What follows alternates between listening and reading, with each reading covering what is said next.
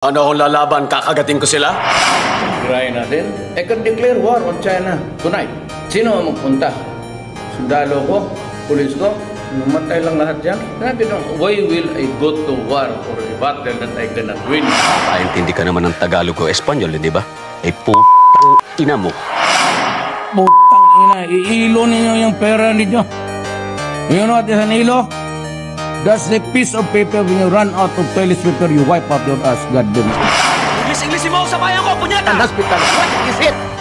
And why is it that United States is not doing anything? I do not read anybody in that stupid body complaining about the strength there.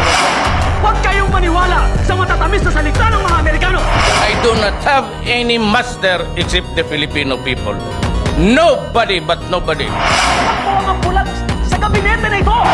Talagang yayarin ko kayo sa paghirap ninyo sa Pilipino. Galit ako sa inyo! Pamilya! Negosyo o kalayaan? Bayan o sarili, pumili ka! Kasi anong bagay magka-diferensya?